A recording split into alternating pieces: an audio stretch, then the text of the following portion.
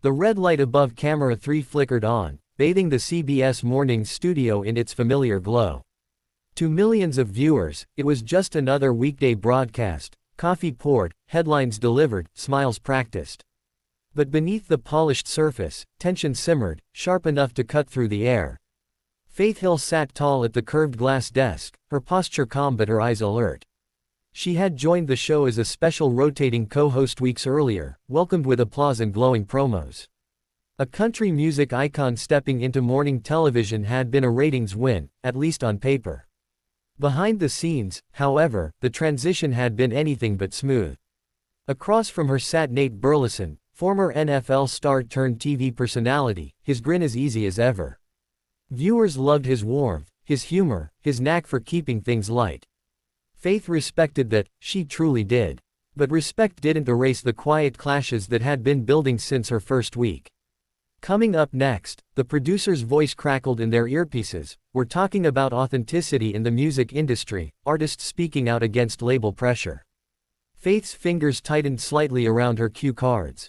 This was her territory. She had lived this conversation for decades, fought it, bled for it, survived it.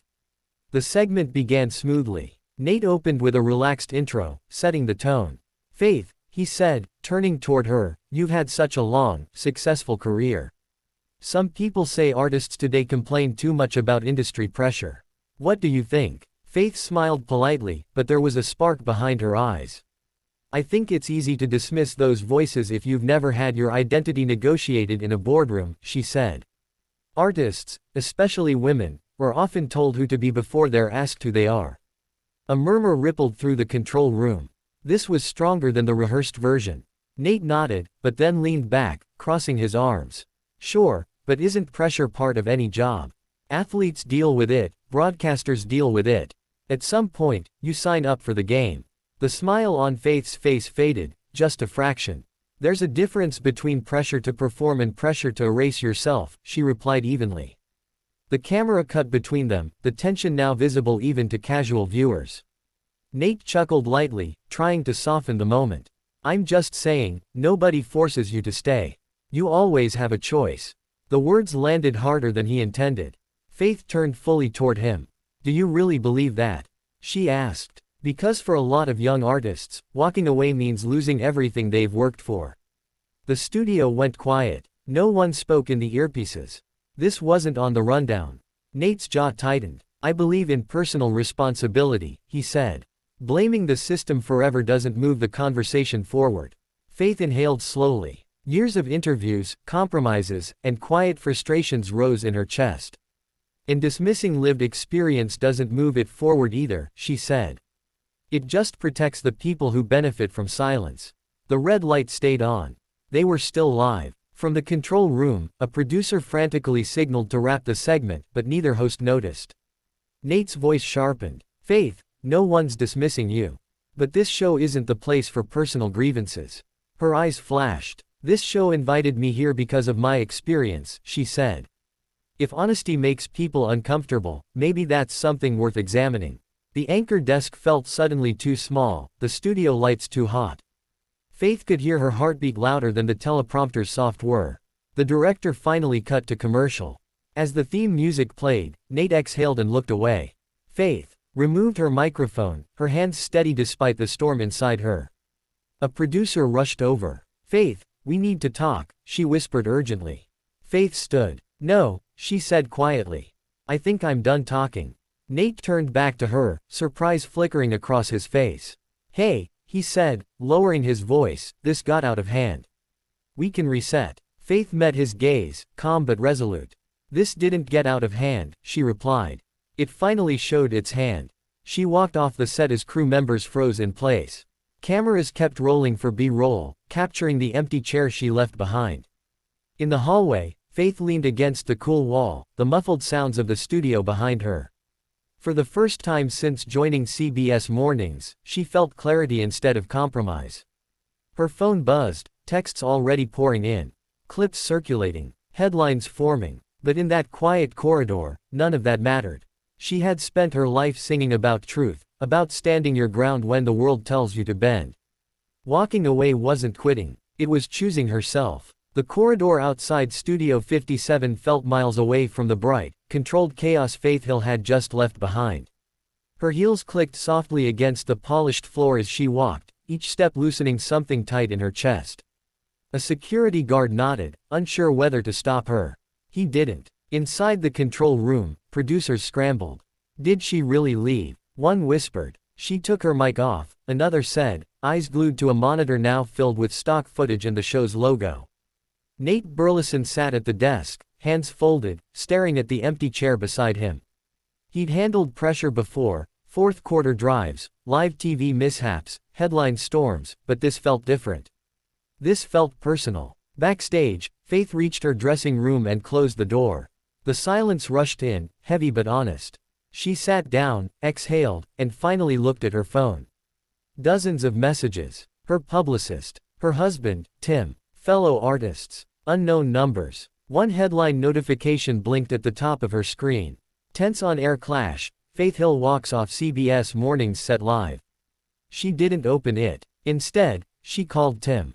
I saw the clip, he said gently. Are you okay? Faith smiled, even though he couldn't see it. I am now, she replied. I didn't realize how much I was shrinking until I stopped. There was a pause on the line. Then you did the right thing, Tim said. Back in the studio, the show limped through the next segment. Nate delivered the closing lines with professionalism, but viewers noticed the strain. Social media exploded, clips dissected frame by frame, opinions hardening into camps. Some praised Faith for speaking truth to power. Others accused her of being too emotional or unprofessional.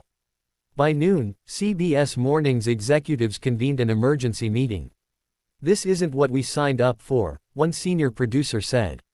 It's also not entirely on her, another countered. We put her on live TV with no safety net and a sensitive topic.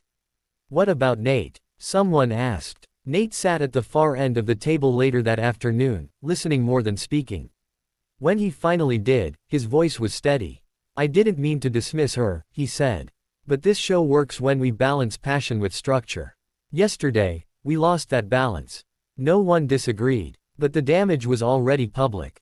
Faith's publicist called that evening. CBS wants to talk, she said. They're suggesting a joint statement. Maybe some time off, then a return. Faith looked out the hotel window at the city lights, each one distant and separate. A return to what? She asked. Pretending I'm comfortable when I'm not. There was silence on the other end. So, is this you officially stepping away? The publicist asked. Faith closed her eyes. Yes, she said. I'm done. The statement went out the next morning. Faith Hill has decided to step away from her role at CBS Mornings. She is grateful for the opportunity but feels it is time to refocus on projects that align more closely with her values. It was brief, controlled, nothing about clashes or arguments. But the truth traveled anyway. Nate read the statement alone in his office. He leaned back, rubbing his temples. Part of him felt defensive, another part, uncomfortably reflective. He replayed the moment in his head, the exact second her expression changed. That afternoon, he typed a message he wasn't sure he'd send. Faith, just wanted to say I respect your choice. I wish we'd handled that moment differently. I hope there's no bad blood. He stared at the screen, then hit send. Hours passed. Faith was in Nashville by then, back in her element. She'd gone for a long walk, no cameras, no producers whispering in her ear. When she checked her phone, Nate's message was waiting. She read it twice. Then she replied, no bad blood, just different truths. I wish you well. Across the country, Nate exhaled without realizing he'd been holding his breath. Days turned into weeks. The headlines cooled. A new cycle replaced the old one. But something unexpected happened. Young artists started talking. In interviews, on podcasts, in handwritten posts, they referenced Faith's moment, not as a scandal, but as a signal. That it was okay to say, this isn't working. That walking away didn't erase your worth. Faith watched from a distance, quietly moved. One evening, she sat in a small studio with an acoustic guitar, recording a song she'd been writing for years but never finished. The lyrics felt clearer now. No filters. No compromise. When the song dropped, fans noticed the change immediately. Critics called it raw, unapologetic, the sound of an artist reclaiming her voice. At CBS Mornings, the empty chair was filled by another guest host. The show went on, as it always did. Nate smiled on camera, joked with co-hosts, kept the rhythm alive. But sometimes, during serious segments, he paused just a beat longer than before. He listened more. He asked different questions. And late one morning, off camera, he said quietly to a producer, "Let's make space for the uncomfortable stuff. That's where the real conversations are." Months later, Faith and Nate crossed paths at a charity event. No cameras. No microphones. They shared a brief, genuine smile. "Good to see you," Nate said. "You too," Faith replied.